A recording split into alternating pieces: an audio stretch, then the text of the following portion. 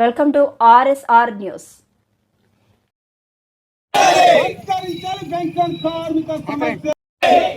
Pension కార్మికుల సమస్యలను పెన్షన్కు DA లింకులు పెన్షన్కు డిఏ లింకులు పెన్షన్కు డిఏ లింకులు పెన్షన్కు డిఏ లింకులు పెన్షన్ 7,500 రూపాయలుగా పెన్షన్ 7,500 రూపాయలు 3,000 రూపాయలు కూడా పెన్షన్ ఇవ్వటం లేదంటే ఈ ప్రభుత్వం ఏం చేస్తా ఉందని చెప్పి మేము ప్రశ్నిస్తూ ఉన్నాం. అందువల్ల ఇప్పటికైనా సరే పార్లమెంటరీ స్టాండింగ్ కమిటీ చేసినటువంటి సిఫారసులు కానీ లేదా పిఎఫ్ ట్రస్టీ బోర్డు ఏదైతే ఉందో ఆ బోర్డు చేసిన సిఫారసులు కానీ సుప్రీంకోర్టు సూచనలు కానీ దృష్టిలో పెట్టుకొని పెన్షన్దారులందరూ కూడా కనీస పెన్షన్ 7,500 రూపాయలు ఇవ్వాలని, డిఏ లింక్ చేయాలని, వైద్య సదుపాయం కల్పించాలని డిమాండ్ చేస్తూ ఉన్నాం. ఆ మేరకు ఐఎఫ్టీ అనుబంధ ఏపీ ప్రగతిశీల ఈపీఎఫ్ పెన్షనర్ల సంక్షేమ సంఘం ఆధ్వర్యంలో ఏలూరులో ఈరోజు ధర్నా నిర్వహిస్తున్నాం. భవిష్యత్తులో ఈ ఉద్యమాన్ని మరింత తీవ్రతరం చేయకముందే ప్రభుత్వం ఆలోచించి పెన్షన్దారుల పెన్షన్ పెంచాలని ఈ రాష్ట్ర ప్రభుత్వం, కూటమి ప్రభుత్వం, చంద్రబాబు నాయుడు గారు, పవన్ కళ్యాణ్ గారు కూడా కేంద్ర ప్రభుత్వం ఒత్తిడి తెచ్చి పెన్షన్ పెంచే విధంగా చర్యలు తీసుకోవాలని డిమాండ్ చేస్తూ ఉన్నాం. లేని పక్షంలో ఈ ఉద్యమాన్ని తీవ్రతరం చేస్తామని హెచ్చరిస్తూ ఉన్నాం. వైస్ ప్రెసిడెంట్, ఈ దేశాన్ని పరిపాలిస్తున్న ప్రధానమంత్రి నిన్ననే 75 ఏళ్లు నిండిన వృద్ధుడిగా మారాడు.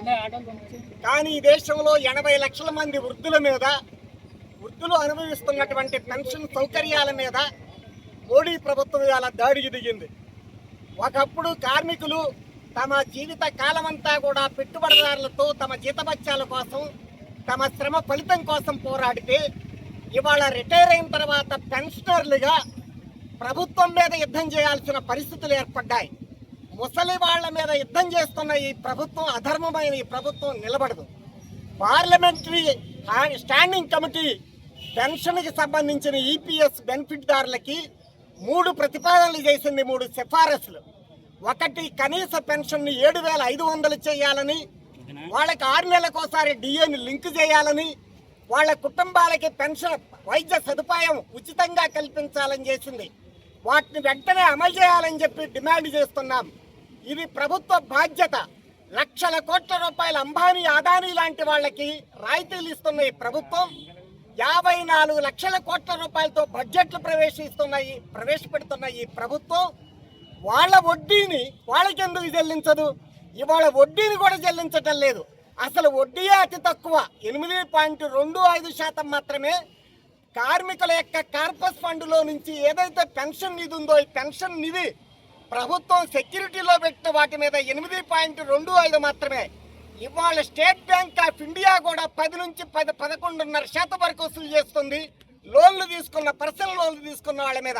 ఐసిఐసి లాంటి ప్రైవేట్ బ్యాంకులు 13% వసూలు చేస్తున్నాయి. కానీ కార్మికుల కష్టార్జితాన్ని లోనుగా తీసుకున్న ఈ ప్రభుత్వం 8.25% చేస్తుంది. ఆ వడ్డీలను కూడా కనీసం కార్మికుల పెన్షన్ పెంచడానికి ఉపయోగించడం లేదు. కనుక ముసలి వాళ్ళు, వృద్ధాప్య దశలో తమ భార్యా పిల్లల్ని పోషించుకోవాల్సిన అవసరం. ఏ కష్టం చేయకుండా కేవలం ప్రభుత్వాలు తమ ఓటు బ్యాంకు కోసమే 4,000 రూపాయల పెన్షన్లు ఇస్తున్నాయే. కానీ 30-40 ఏళ్ళు తమ కష్టార్జితంగా శ్రమ చేసిన కార్మికులకి ఎందుకు ఇవ్వదని మేము ప్రశ్నిస్తున్నాం. ఈ పోరాటం ఓడలా, వీధి ఊదిలా దేశవ్యాప్తమై ఇది ఖచ్చితంగా పార్లమెంటరీ స్టాండింగ్ కమిటీ ప్రతిపాదనలు అమలు జరిగేదాకా ఇది ఉద్యమం కొనసాగుతుందని చెప్పి భావిస్తున్నాం.